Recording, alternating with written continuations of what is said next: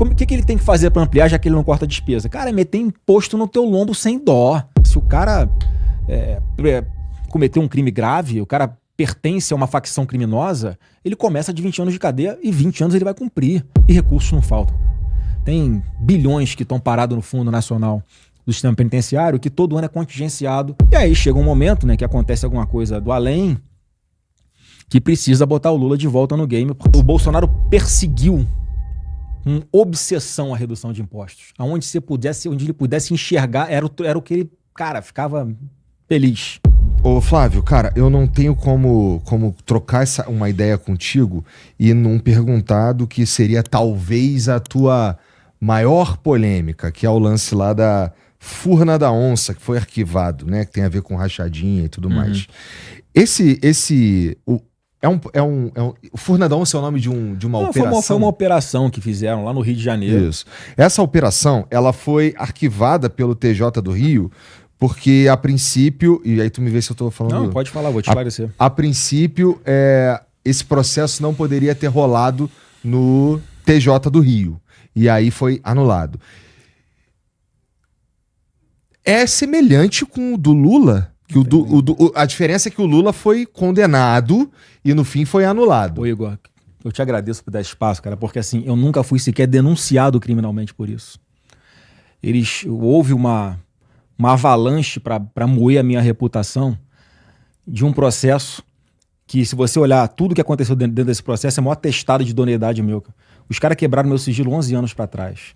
Os caras ouviram... 11 anos? 11 anos para trás. Nunca tinha acontecido isso na história. E futuro Ministério Público do Estado do Rio. E eu guardo essa informação, porque me acusam Bolsonaro de ter cedido a um monte de coisa porque eu estava preocupado com o Flávio em Brasília. Sim. Você acabou de falar que o meu caso se resolveu no Rio de Janeiro. O próprio lance da nomeação não tem nada a ver. Ramagem que tu mencionou lá no começo teria alguma coisa a ver. Não tinha nada a ver. Eu fui investigado aqui pelo Ministério Público do Estado de Janeiro, aqui no Rio de Janeiro. Então não teve esfera federal, Supremo, nada disso, tá? Isso chegou lá depois, mas já estava resolvido. Então os caras quebraram meu sigilo bancário 11 anos para trás. Os caras foram em cima de mais de 40 assessores. Os caras fizeram um inferno na minha vida.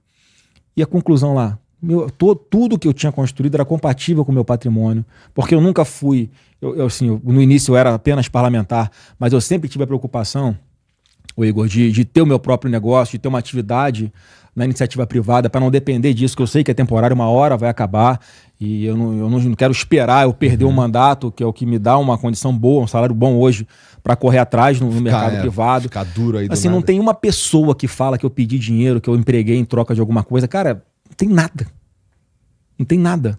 Mas foi aquela avalanche e fica na cabeça das pessoas essa história como se fosse alguma de corrupção. Mais uma vez, cara, eu não fui nem denunciado criminalmente.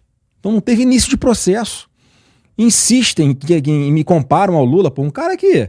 Olha quantos bilhões foram devolvidos, quantos acordos de leniência nas pessoas jurídicas foram feitos, quantos bilhões de pessoas físicas reconheceram que roubaram e devolveram, e diziam que era pro Lula, que o Lula sabia, que tinha consciência, que entregou dinheiro em caixa de sapato pro Lula no aeroporto de São Paulo.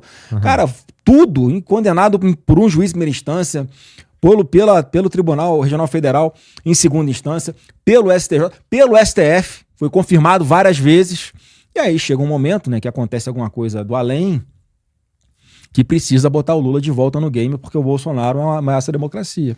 Então, assim, essa é a realidade do Brasil. Eu não tenho nenhum problema de responder qualquer coisa que você queira sobre esse assunto, mas é importante para parar com essa história de querer me rotular de uma coisa que eu não sou. Eu sou ficha limpa igual você. Eu não sei se você está respondendo alguma coisa. Eu sou ficha limpa máxima, me respeita, pô. Não sou político. Político tem mais chance, é verdade. E se liga, tu tava falando esse papo do Lula, dele ter sido, todo o processo dele ter caminhado por esse... e no fim ele ser descondenado. Porque assim, ele fala em...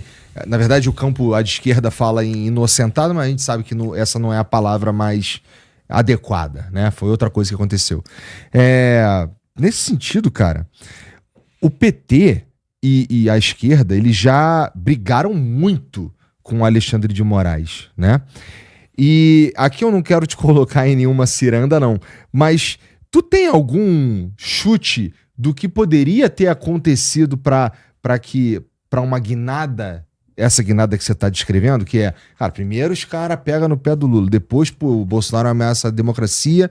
É tipo, lembra do filme... Bom, eu tô relatando, e foi a imagem que foi na minha cabeça com o que você falou, que é o Demolidor, mas não o Demolidor da Marvel, aquele do Sylvester Stallone, que eles congelaram polícia para muitos anos depois descongelar. Então, assim, o Lula tava na cadeia, mas o Bolsonaro é uma ameaça, então vamos tirar o Lula da cadeia para que ele possa combater o Bolsonaro. É mais ou menos isso que tu tá dizendo?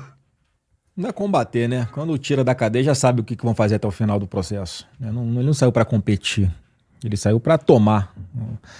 E, tá, não quero na que verdade, se complique, hein, Flávio? não, e na verdade, Igor, na verdade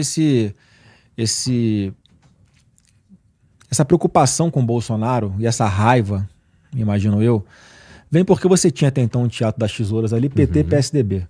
Aí você vai pegar na origem, cara, é a mesma costela, né? PT e PSDB. E quando vem um cara do nada, meu irmão, e quebra esse joguinho combinado, pô, quem é esse maluco aí? Quem tá achando que ele é para acabar com o nosso sistema aqui, que tá tudo combinadinho, cada hora é um, todo mundo se dá bem, uma hora ele come melhor, outra hora ele come melhor, uma hora ele bebe água limpa, outra hora ele bebe água limpa. Quem é esse Bolsonaro? Então, assim, foi um cara que incomodou e tirou da zona de conforto. Muita gente estava acostumada com o poder em Brasília E o de que décadas que tu sentiu quando tu viu isso aí rolar, cara? Porque, de fato, assim, o teu pai, ele chega como o que é interessante como ele chega como um outsider do sistema, mas já estava há 30 anos como deputado. Então, de certa forma, conhecia aquilo ali em boa medida, né? Mas ele tinha essa aura do cara que vai... Porra, uma coisa que ele falou lá no começo, lá que me pegou, foi, cara, vou colocar o Ministério Técnico. E aí eu tenho certeza que quando ele chegou lá, ele se tocou que não dava pra fazer uma porrada de coisa que ele achava que dava. Mas o que tu sentiu quando viu, caralho, meu pai virou presidente, mané? Não, assim, eu senti, fiquei feliz, né, apesar de saber da confusão que seria pra frente. Tu achou que ia mudar alguma parada? Eu achei e ele mudou, cara. Você pode ter certeza que ele subiu, elevou o sarrafo e muita coisa que o Lula faz hoje, as pessoas comparam de como era no governo Bolsonaro e não tem comparação como é que o nosso governo era melhor. Não tem comparação em qualquer área, cara. Você escolhe uma área aí, a gente vai debater aqui e o que o Bolsonaro fazia melhor, mesmo com a pandemia no meio do governo, mesmo com o início lá de guerra com a Ucrânia, que impactou o preço do petróleo aqui. Ainda assim, cara, os números eram muito melhores do que hoje. Hoje você pega as empresas públicas, estatais, cara, dá mais prejuízo do que na época da pandemia o governo precisou botar dinheiro. E tu acha que o povo tá vendo isso? Eu acho que sim, porque o povo tem que entender o seguinte, como você tem uma faixa do orçamento muito limitada para você fazer investimentos, e as estatais começam a dar o prejuízo, Igor, o governo tem que botar dinheiro lá. Ele tira de onde? Ele tira dessa margenzinha que ele tinha de investimento. Então uma parte vai para recompor esse caixa. A empresa, Correio, por exemplo, 20 bi agora de empréstimo. O governo vai botar 20 bi que podia ir para outro lugar. E esse pequeno que sobra ainda... Qual é a estratégia do governo Lula? Ele mete em programa social, ou em coisa que ele acha que vai dar voto, e aí, cara, você não vê mais obra de infraestrutura, coisas estruturais acontecendo no Brasil.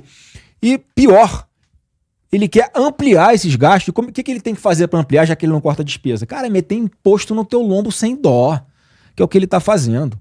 Porra, o Taxade, ele dorme e acorda pensando como é que ele vai inventar um imposto novo, cara. Ninguém aguenta mais pagar imposto, é um negócio de maluco. E não estão nem aí que se vai pagar. Ah, você ganha 10 mil reais por mês, tu é rico. Vou aumentar aqui a faixa de imposto de renda para você. Então, assim, ainda vem com a narrativa mentira. Eu tô tirando dos ricos para dar pros pobres. Tá o cacete. Porque quem mais sofre com um problema de inflação e de descontrole dos gastos públicos é o pobre, cara. Pô, pergunta pra você que ganha 600 reais de Bolsa Família. Tu compra mais... você faz uma compra melhor agora com 600 reais ou com o Bolsonaro com 600 reais também? Com o nosso governo você conseguia encher o carrinho, as coisas eram mais baratas, o Bolsonaro tinha uma obsessão por redução de impostos, e agora onde os caras olham, os caras querem taxar, é um negócio de maluco. Então assim, como é que pode o povo não enxergar que aqui tem um governo que quer, tem um projeto que quer aumentar imposto e um projeto que quer diminuir imposto? Você vai votar em quem está aumentando imposto? Não vai, cara. Não vai. Isso aí é contra a lógica básica de qualquer ser humano.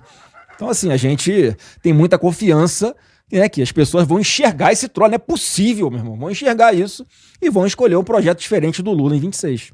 Boa. Eu tive em El Salvador, tem 3 semanas. Cara, é uma virada de chave na sua cabeça no tocante à segurança pública, que os caras fizeram lá, e basicamente é o que a gente começou a fazer aqui já. Endurecimento da lei penal, porque pega os caras mais perigosos, cara, o cara vai ficar no mínimo ali 20 anos preso, trancado mesmo. O que tu viu lá? Tu não conhecia antes, conhecia? Não, El Salvador eu conheci agora, não conhecia. Porque El Salvador, há 5 anos... Não era um lugar que as pessoas queriam Igor, tinha uma taxa de homicídio de 138 homicídios por 100 mil habitantes. Hoje a taxa é de 1,4, é a menor do mundo. Então os caras são um case. Você pode ali adaptar alguma coisa em relação ao Brasil, que fizeram lá, que talvez não fizesse aqui, mas é um detalhezinho ou outro. Mas o fato é, cara, se o cara cometeu um crime grave, o cara pertence a uma facção criminosa, ele começa de 20 anos de cadeia e 20 anos ele vai cumprir. O cara chegou pra gente lá, a gente foi pra dentro do CECOT, que é o centro de combate ao terrorismo deles. Uhum. É um negócio padrão Hollywood. E aí, lá os pandilheiros que chamam, eles são identificáveis pelas tatuagens mesmo. Tá.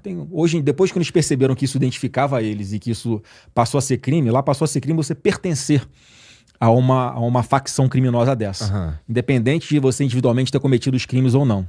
E você descobre se o cara pertence ou não pelas marcas no corpo. Também. Tá? Não é só isso. Não é ter uma tatuagem e você tá preso, não é isso. Pô, os caras têm tatuagem lá, as gotinhas cheias no rosto são quantos policiais os caras mataram. Então isso tudo é catalogado, alvo de investigação. Tá.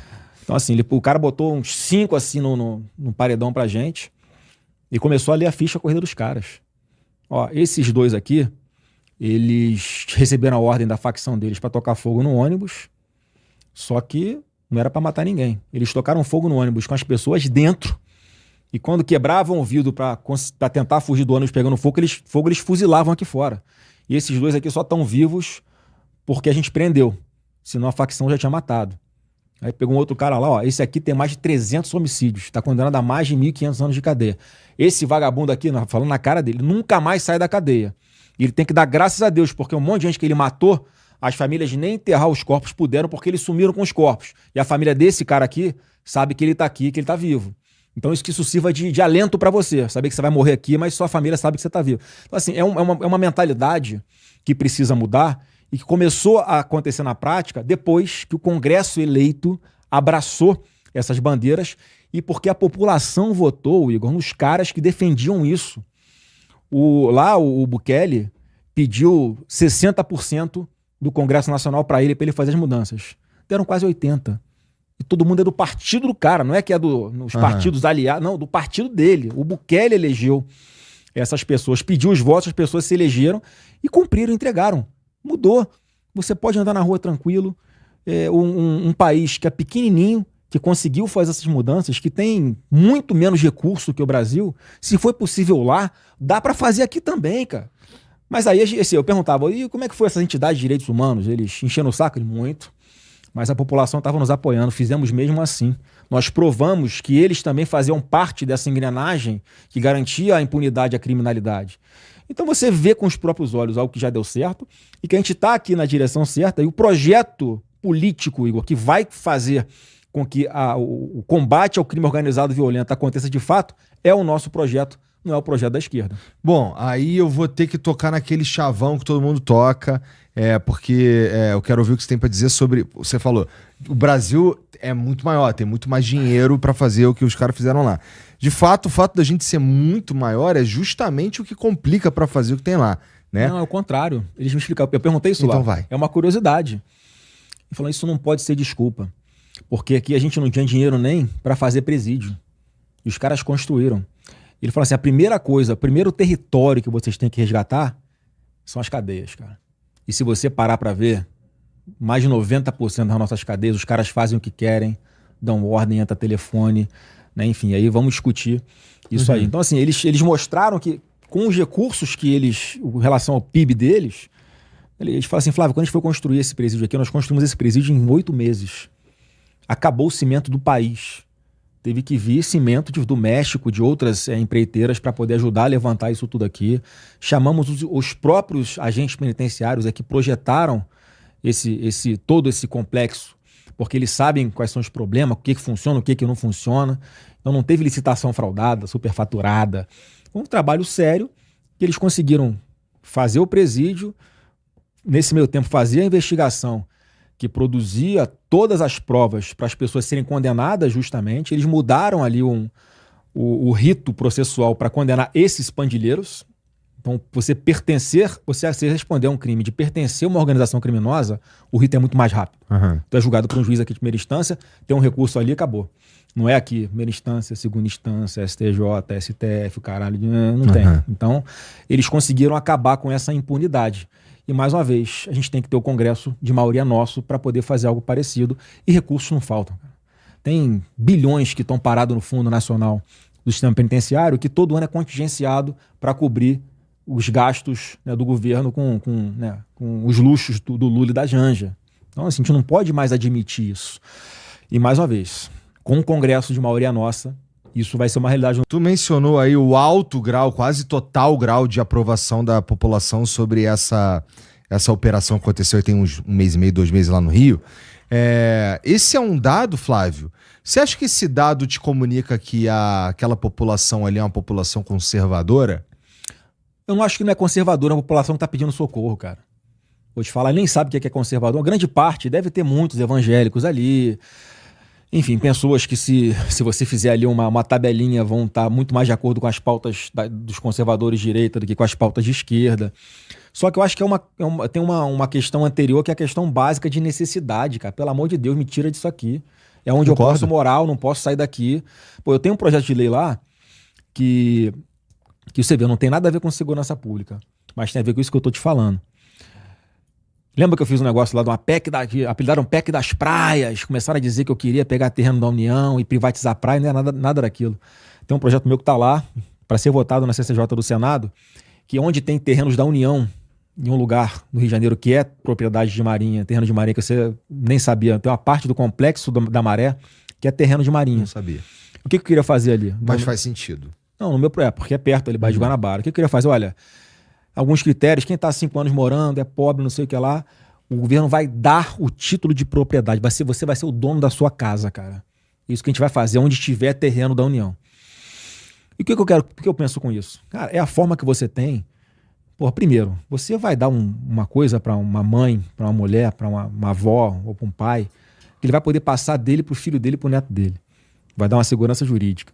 Pô, você vai ter um CEP ali, onde você vai poder fazer a sua encomenda na Shein, não sei o quê, para poder receber na sua casa, no seu CEP. Mas com taxa ou sem taxa?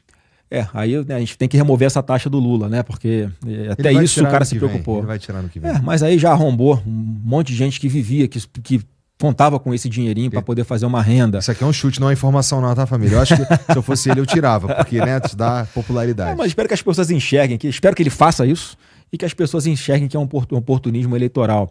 Por outro lado, alguém poderia dizer, já que tu falou sobre isso, que teu pai baixou o preço dos combustíveis aqui por conta de um oportunismo eleitoral. Mas é fácil de rebater, porque né, se ele não baixa os impostos, o combustível ia chegar a R$8, R$9. Quem é que tinha dinheiro? Quem é que estava trabalhando para pagar combustível? Né? Como é que o Caissarazinho, que vai numa canoazinha com motor de polpa lá no Amazonas, fazer o trabalho dele, as entregas dele, como vai botar gasolina como? Então o Bolsonaro perseguiu com obsessão a redução de impostos. Onde ele pudesse enxergar, era o que ele, cara, ficava feliz, né? Quando conseguia anunciar uma redução de impostos. Eram brigas homéricas com o Paulo Guedes. Mas só para concluir o assunto lá da transferência de propriedade para as pessoas de fato, cara, eu acho que é isso que você começa a dar valor para essas pessoas. Porque imagina, ela pode com isso, o imóvel dela hoje vale R$20 mil. Se ela tem um título, o imóvel passa a valer 60. E eu posso vendê-lo Você pode vender, você pode ir num banco e dar em garantia uma parte do seu imóvel para financiar, abrir uma quitandinha, comprar uma barraquinha de cachorro-quente, abrir um salão de manicure. Então, assim, essa mentalidade, cara, de tirar as pessoas, né, da situação que elas estão, porque as pessoas têm mérito para isso, as pessoas querem isso. Eu acho que a maioria das pessoas que recebem Bolsa Família, se tivesse a opção de trabalhar para ganhar 3, 4, 5 vezes mais, ia optar. Não tenho dúvida. Por trabalhar. Porra, o nosso sonho era fazer com que as pessoas parassem de depender de político. Cara, vamos ajudar. Tem cara que recebe Bolsa Família, cara, que não tem condição, não tem como trabalhar. O cara tem uma doença, né? A mulher tem uma dificuldade, né? Qualquer de saúde, enfim. Isso as pessoas do Estado têm que bancar mesmo. A gente paga imposto para isso também. Agora, vamos fazer um esforço aqui. Olha só, vamos combinar o seguinte, Igor. Todo mundo que recebe Bolsa Família hoje, a gente vai preparar uma plataforma, vocês vão fazer o currículo de todos vocês aqui. Não só a formação de vocês, naquilo que vocês sabem fazer. Você trabalha numa obra, você não é formado naquilo, mas você sabe fazer. E vamos espalhar no Cadastro Nacional de Emprego. Então vamos combinar. Vão ser 50 milhões de pessoas que vão colocar o que elas sabem fazer para o governo, e o governo vai simplesmente distribuir o currículo para todo mundo, para todas as empresas. Cara, óbvio que várias empresas que hoje estão atrás de mão de obra e que não tem, vão ter ali um local onde vão saber que aquela pessoa quer trabalhar e pode ser útil para aquela empresa, para aquele empreendimento. Mas não tem essa mentalidade do governo, porque parece que quer que as pessoas dependam dele para falar, olha, o governo é que sustenta vocês, você não precisa trabalhar. Isso puxa o país para trás, ao contrário de qualquer coisa que deu certo no mundo inteiro. Então, mais uma vez... Você não está defendendo o fim do Não, Bolsa ao Família, você contrário. está falando que... Tem que ter uma porta de saída, tem que ser algo melhor do que o Bolsa Família. Tem que ter uma porta de Cara, saída. você continua recebendo, mas pô, tenta aqui abrir o seu negócio, você não precisa ser empregado de ninguém. Essa porta de saída, Flávio, cara, tu tem quanto tempo? Não, ir? tô tranquilo, Tá bom. pode Ó, essa porta de saída, ela passa por algumas coisas e algumas ações que não dão voto num ciclo de 4 anos, cara. Precisa de uma vontade política que a gente já devia ter tido ela 50. Mas vai que foi quando a China quis ter 50, 60 anos atrás, e a gente não perde a chance de perder a chance. Não, mas a gente pode criar mecanismos ali, por exemplo, acabar com reeleição. Pode ser um mecanismo que eu sou a favor. Talvez 4 anos seja pouco, vão passar para 5 anos, para 6 anos, não sei, é um debate que tem que fazer. Justo. Mas se isso for alguma coisa que vai garantir que a pessoa sente na cadeira, faça o que tem que fazer sem ela se preocupar com a reeleição, eu acho que isso já ameniza, porque isso não vai impedir, Igor, da pessoa, numa situação dessa, querer fazer coisas que vão resultar num benefício político para alguém que ela vai apoiar. Claro. Tá? Mas assim, eu acho que já ajuda. Ela mesmo já ajuda. Já ajuda muito. E eu acho que eu via o Bolsonaro com essa mentalidade. Não estava preocupado com reeleição e pagou um preço caro por isso. Ele queria fazer a coisa certa. E eu acho que ele deu o exemplo que, enfim, está na memória de muita gente ainda que vai valorizar isso em 26.